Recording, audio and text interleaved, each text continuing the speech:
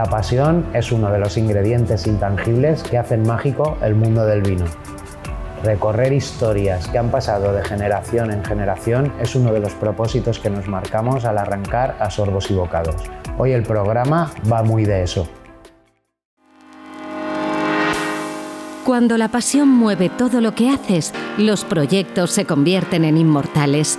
Es el caso de Luis Corbí, que llegó al vino como apasionado y se ha convertido en bodeguero de los que viven el día a día al máximo. Desde allí nos vamos hasta Mantequerías Vicente Ferrero, un espacio en el que cada rincón te susurra una historia. Un ultramarino a la antigua usanza en el que los productos gourmet y los grandes vinos son tratados con el máximo respeto. Y terminamos viajando hasta Aillas para probar con su enólogo Juanjo Martínez un tinto de altura.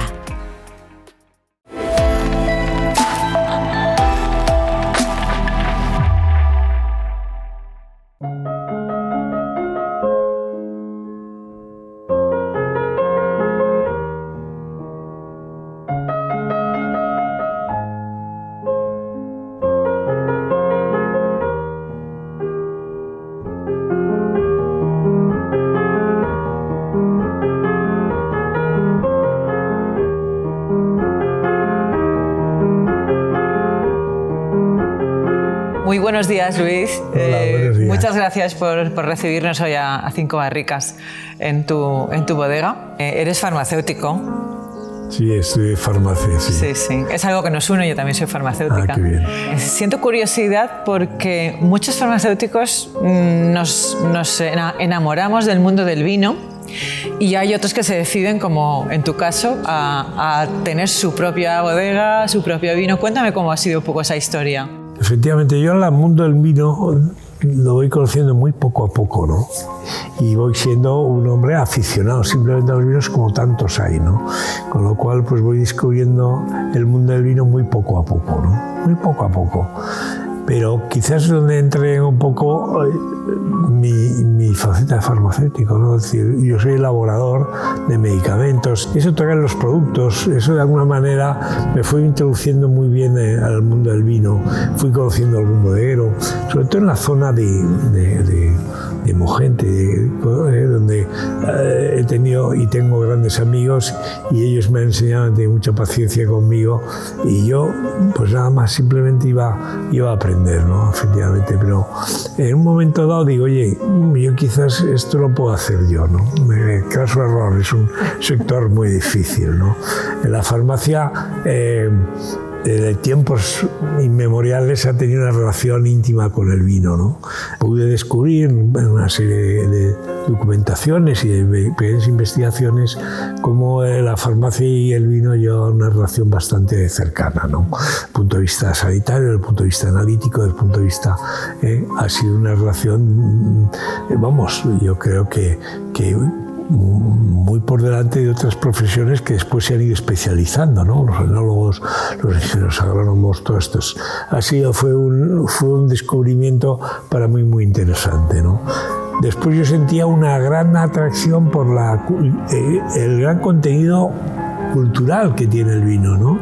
Totalmente. Date cuenta que esto está antes de Cristo, ya se escribía en la Biblia, en los Evangelios, claro, todas estas cosas es muy curioso cómo todo el mundo, sobre todo pues el Oriente Medio, donde empezó esto del vino, los romanos, es decir, hay un enorme contenido histórico, ¿no? Totalmente. Un enorme contenido científico, hay un enorme contenido de pasión, ¿no? Y este fue un poco... Es un enamoramiento, ¿no? Es un enamoramiento. Efectivamente, es un enamoramiento. Lo que pasa es que la gente normalmente que tenemos estos enamoramientos somos capaces de frenarlos. Yo no fui bueno, un enamoramiento es un poco así, ¿no? Exacto. Es algo que escapa un poco a la razón. Sí, así es. Entonces nosotros empezamos con una cosa muy pequeñita en Terres dels Alforins, una cosa muy, muy peculiar, que era hacer vinos blancos, ¿no? Y eso también fue una grillada, ¿no? O sea, es una cosa un poco tampoco inexplicable, pero es seguir un poco el corazón, la intuición, sí. Y claro, esas cosas muchas veces te dan dos revolcones y te dejan absolutamente para arrastre, ¿no? ¿Y tu entorno qué comentaba? Cuando tú llegabas a casa, abrías la puerta y entrabas en casa, ¿Qué decían? Mi mujer ya confía en mí. Una mujer muy inteligente. Sí, ya confía en mí. Te digo, bueno, si este hace esto sea por algo, no lo sé.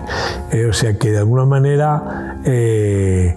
y claro, y mis hijos, pues bueno, le gustan también, ¿no? Les ha gustado, les ha traído, pero bueno, efectivamente yo creo que no tengo nadie que me siga en así por lo menos a corta distancia, ¿no? Es verdad que en la bodega de aquí, yo Reyes participa, ¿no? Pues Reyes estudió comunicación y bueno, es un tema que va muy bien, ¿no? Claro. Es otra cosa todo muy característica del vino, ¿no? Las cosas se tienen que comunicar. Está enlazado completamente con el mundo del vino. Totalmente, la comunicación, pues esta entrevista es prueba de que es necesario hablar, ¿no? Y decirlo, ¿no? Y después cada uno tiene una idea que es muy bonita y muy interesante transmitirla, ¿no? A los demás, ¿no? Porque es un mundo muy rico en cosas de estas, en tipo de explotación, es una cosa muy rica. Yo la verdad es que no me arrepiento, ¿no? Claro, engloba la parte de cultura y la parte de ocio, también de aprender, de estar con amigos, de estar en un ambiente relajado y disfrutar de una buena comida. Eso es. Hay que compaginarlo todo. Yo creo que esto es la gran virtud del vino, ¿no? Es decir, no hay mejor vino que el que se toma con un amigo, ¿no? Y cuéntame, porque tenéis dos espacios en los que elaboráis vino. ¿Embotelláis? Cuéntame un poquito. Tenemos 2 ubicaciones y 2 denominaciones de origen distintas, las 2 de Valencia, una donde empecé, en Terres del Salforín, que es una zona maravillosa, con gente estupenda. Eso es, con gente maravillosa con la que yo me encontraba muy identificado, ¿no? Y donde planté lo que te acabo de decir, Riesling, Viognier, y donde de alguna manera hemos sacado un poco de comunicación, y después una Verdil, que es muy propio de la zona, ¿no? Es muy interesante. O sea, el Viognier y el Riesling son centroeuropeas, vinos necesitan mucho frío. Con mucho frío, ¿verdad? Pero que a los otros años 12, 13, 14, fueron años de mucha sequía, nos aguantó muy bien, ¿no? Tuvimos mucha suerte, la tierra fue muy buena, y después el Verdil, que es un autóctono de allí, pues compaginó muy bien, fíjate, con estas 2. En busca del tinto, porque no hay blanco sin tinto, lógicamente el consumo del tinto es súper elevado comparado al del blanco, aunque el blanco pues va mejorando su penetración en el mercado, pero bueno, entonces busqué un proyecto casi diferenciador, es decir, busqué el Boval, una de las cepas autóctonas de aquí, ¿no? de la zona del Requena, algo de Chardonnay y un poquito de Syrah, ¿de acuerdo? Y a partir de ahí empezamos a montar esto, ¿no? A recuperar pues esas 22 hectáreas de viñedo que hay, y darle todo el vuelco, ¿no? Todavía espaldera, quitamos espaldera, pusimos espaldera donde hacía falta, respetamos los viñedos más antiguos, de 40 a 50 años. ¿Haces viñedo en recolecta manual? Sí, todo es manual, tanto allí como aquí, es manual. Creemos que es un detalle importante, diferenciador, ¿no? Claro. Es un diferenciador. Sobre todo, date cuenta que nosotros lo que hemos buscado en la primera momento es mucha calidad, ¿no? Defínenos un poco qué es término ecológico, porque no es nada sencillo tener un sello ecológico. Claro. ¿Y en qué repercute en la elaboración? Nosotros somos ecológicos aquí en España desde el casi primer momento. Ecológico quiere decir muchos términos, pero concretamente la utilización. Yo hoy tengo esa rama sanitaria, lo importante es utilizar los metales pesados, es evitar los residuos de metales pesados. Para eso es necesario no utilizar pues pesticidas, químicos, que de alguna manera al final tarda mucho tiempo en eliminarse luego en el cuerpo si los tomamos. No, claro, efectivamente. Es decir, que en cantidades microscópicas está en la uva y eso llega al cuerpo humano, y el plomo, el níquel, el mercurio, todo aquello al final Eso es importante, ¿no?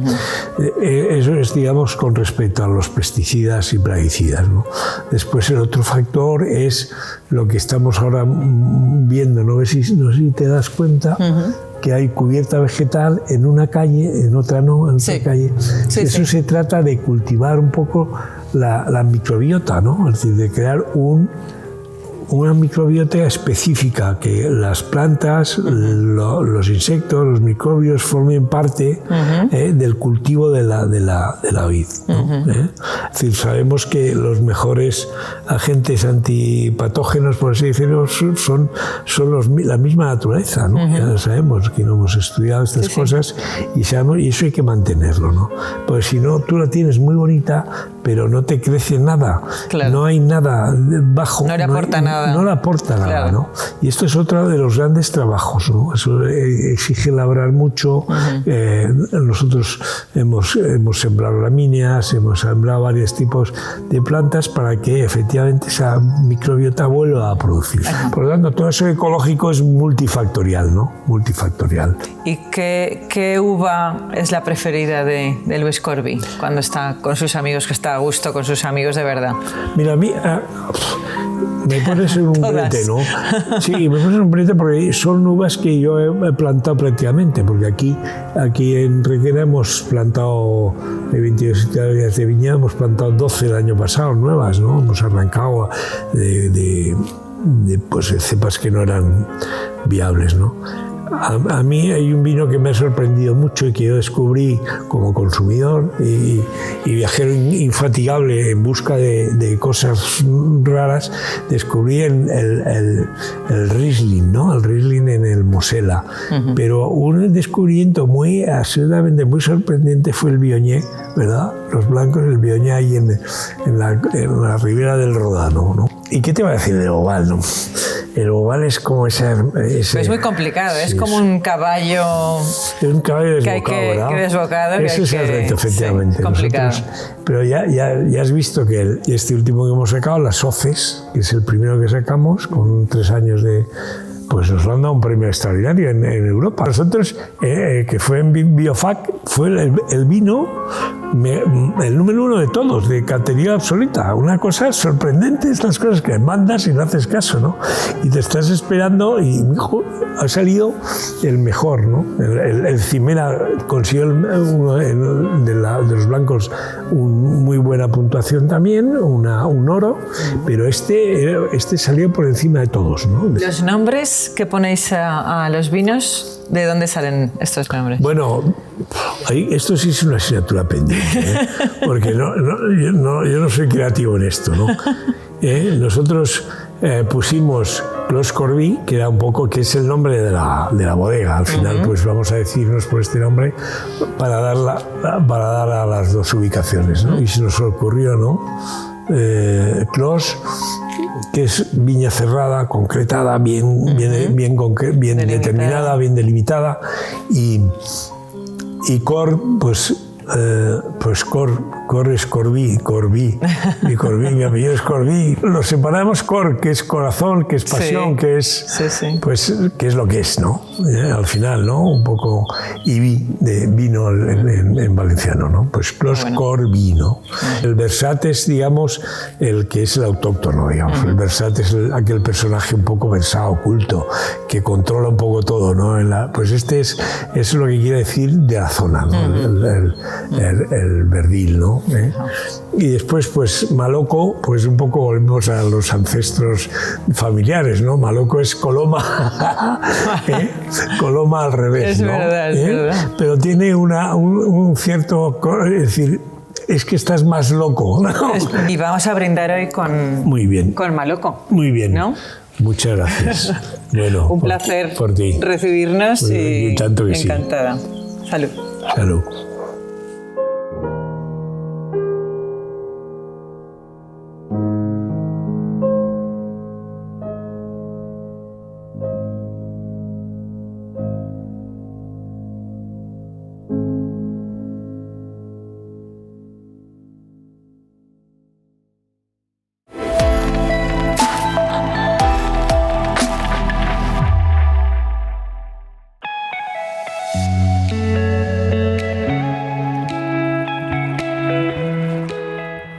rincones que cuentan historias y hoy estamos en uno de ellos, Mantequerías Vicente Ferrero. Sus paredes hablan de excelentes productos gourmet y grandes vinos, pero además hablan de vecinos, de personas y sobre todo de barrio. Comenzamos.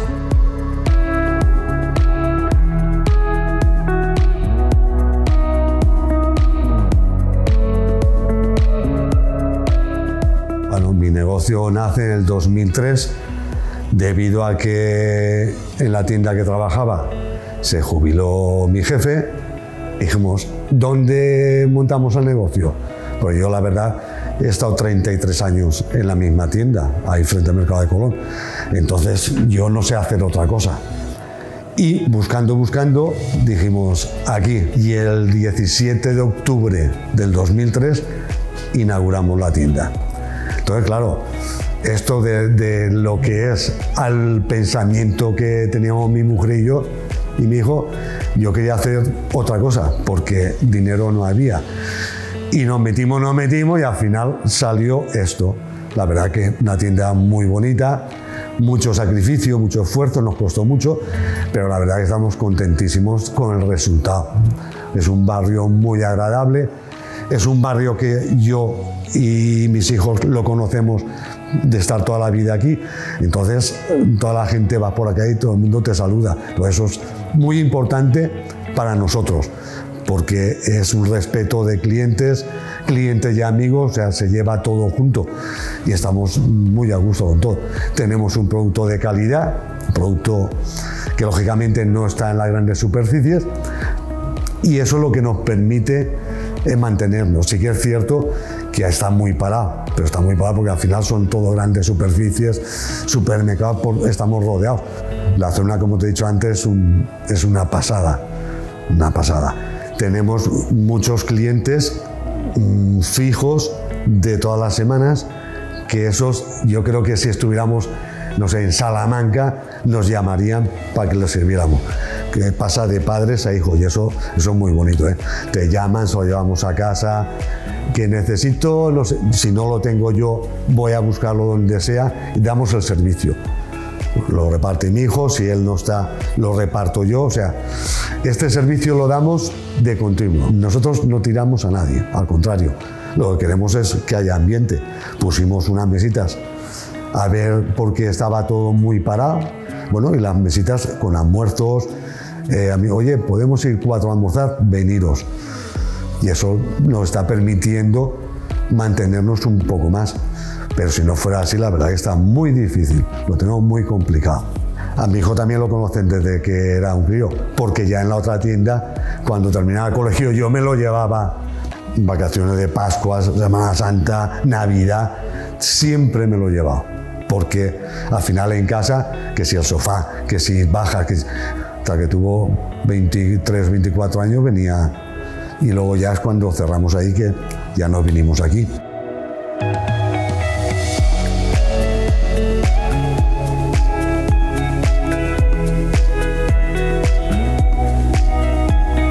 Bueno, Carlos, segunda generación del negocio, ¿cómo ves el presente y el futuro? Bueno, pues el presente, por suerte o por desgracia, después de la pandemia ha cambiado todo mucho. La forma de comprar de la gente ha cambiado mucho. Se ha puesto todavía más en valor el servicio de domicilio, que antes parecía que se estaba perdiendo un poco en este tipo de comercio. Y en ese sentido funcionamos bien, porque al final aquí trabajamos con clientela de toda la vida y valoran mucho ese servicio de domicilio que damos sin ningún coste, te pidan más cantidad, menos cantidad, nosotros al final se lo llevamos a casa a los clientes. Y el futuro, pues el futuro con todo el tema de la venta por internet de las grandes marcas está muy complicado, muy complicado. Este tipo de negocio va un poco más enfocado ya casi un poco a la hostelería, a tocar un poco la hostelería. Solo como tienda está complicado y está un poquito más enfocado pues eso, a dar una pequeña degustación, a que pueda venir el cliente a sentarse a almorzar, tomar una copita de vino y tal. Pero bueno, mientras nos permitan seguir estando aquí al pie del cañón y valorando el trabajo que hacemos, pues años por delante los que nos tiren. Como has dicho, habéis ido evolucionando con la pandemia. ¿Qué experiencias ofrecéis a día de hoy aquí en el negocio? Pues con la pandemia estuvimos trabajando igual que siempre, dando el servicio a los clientes, pero solo como tienda y únicamente con el servicio a domicilio. Trabajábamos de forma telefónica, los clientes nos llamaban y nosotros se lo acercábamos a casa. Incluso íbamos a la panadería, les comprábamos el pan para que no salieran de casa. Al final tenemos clientela también que tienen más edad y les daba miedo salir a la calle, como es normal, y nosotros dábamos el servicio completo.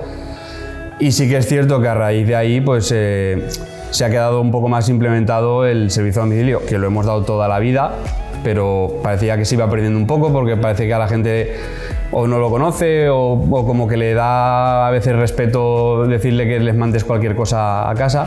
Luego con la vuelta a la normalidad, que pudimos volver a poner nuestras 3 mesitas aquí y tal, pues la gente valora mucho el poder bajar a tomarse un almuercito, una copita de vino, por la tarde tomarse una tapita, una cervecita.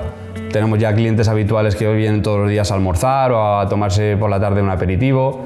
Y bueno, al final es un poco... La evolución va un poco de la mano con lo que te va pidiendo el público, ni más ni menos. Generalmente solemos hacer una cada mes y medio, 2 meses, solemos organizar de la mano de alguna bodega alguna cata, invitamos a nuestros clientes, bueno, a nuestros clientes y a quien quiera venir. Al final esto es funcionado por el boca a boca. Y bueno, pues hacemos catas, hemos hecho también catas con quesos, degustaciones de quesos, de sobrasadas. Se trata al final de reunir a la gente alrededor nuestro, que conozcan el producto, pasan un rato distraído. Siempre enfocamos las catas de una forma menos formal que lo que se suele hacer por ahí. Nos gusta estar pues aquí todos juntos, todos mezclados, interactuamos entre todos, no es algo demasiado técnico, nos gusta que el bodeguero cuente sus historietas y bueno, al final es pasar un rato a gusto, la gente conoce el producto, generas una conexión con ese nuevo producto, que la gente empiece a consumirlo. Al final eso, se trata de juntar gente, de probar productos, de pasar un rato distraído, de que se hable de que haces las cosas bien hechas. Es un poco todo. Como has comentado, aquí también tenéis vinos y hacéis catas. ¿Cómo veis el mundo del vino valenciano? Bueno, el vino valenciano podría decirse que va como un tiro. Desde hace unos años hasta esta parte ha pegado un salto en cuanto a calidad, en cuanto a imagen, en cuanto a la relación de calidad y precio, que no siempre, sobre todo al principio, no siempre estuvo tan equilibrado como ahora, y hay unos bombazos de bodegas espectaculares. Yo lo pongo en el top 3 de los vinos. Bueno, y ahora coméntanos qué nos has preparado y qué vino vamos a degustar. Pues bueno, vamos a degustar un Clos de l'Homme, un blanco Malvasía, que es de aquí de Valencia. Una bodega joven, que nosotros aparte tenemos mucha amistad con ellos y los apoyamos desde el principio, porque nos parece un proyecto súper chulo. Lo que buscamos nosotros, que son pequeños productores, producto de cercanía y bueno, y que traten el producto con cariño, como al final es lo que buscamos nosotros. Y luego, pues como estamos en la época, pues un poquito de longaniza de Pascua, que más típico de Valencia y de esta época, imposible. Y luego pues un par de quesitos, son un tronchón y un queso de servilleta, los dos valencianos. El tronchón es de la zona de Castellón. Y bueno, pues a defender el producto de la tierra. Y bueno, la verdad es que para esta época del año, este vinito blanco es lo que más pega.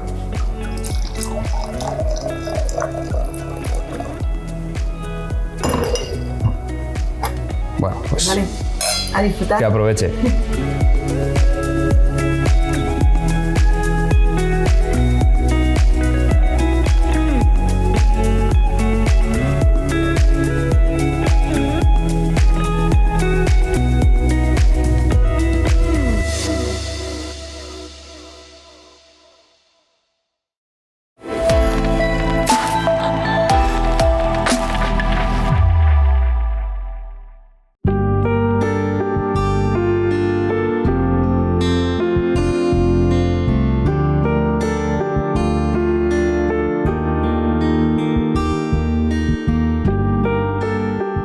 Soy Juanjo Martínez, soy el viticultor enólogo de Terra d'Art y os voy a presentar el Aillas Tinto de este año 2021.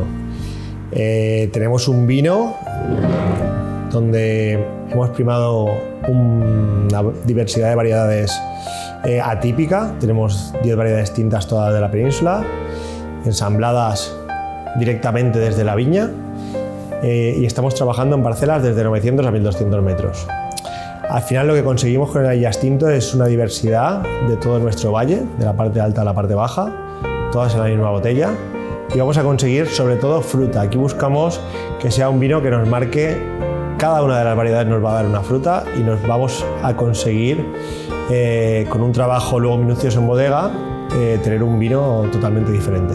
Vamos a ver qué tal cae en la copa. La añada 2021 realmente fue una añada, podríamos decir, bastante fría. En nuestra zona tuvimos un verano húmedo, un verano con, dijéramos, no temperaturas demasiado altas y noches bastante frescas. Y luego tuvimos una vendimia algo lluviosa, lo que nos puede indicar también, bueno, tenemos un muy buen color en la copa. La verdad es que tenemos muchos reflejos, podemos decir, morados, berenjena incluso. Tenemos color para ser 2021. Y luego vamos a ver qué tal en nariz. Sí, nos recuerda, sobre todo es bastante balsámico, tenemos ese matiz a fruta roja tirando sobre todo a cereza, algo de pimienta negra, pero sobre todo frutas rojas, moras también. Y luego vamos a ver qué tal se ha comportado toda la crianza en botella. Se ha limado muy bien, todavía tenemos esa frescor que nos da el último tanino, pero vemos cómo se está cogiendo poco a poco el vino y el vino cada vez es más goloso. Tiene fruta y luego te da la sensación de frescor, que yo creo que también se está buscando últimamente, sobre todo en los vinos mediterráneos de altura, ¿no? La verdad es que está súper complejo y con el tanino que tiene, sobre todo en el tema de la grasa que busca este vino, yo me iría, bueno, si nos vamos a arroces de jabalí, arroces de caza y luego, pues por supuesto, chuletas de cordero. Si nos vamos a un chuletón madurado, máximo 30 días, diría yo. Sería un vino que te deshace la carne y la verdad es que el vino tiene un maridaje perfecto.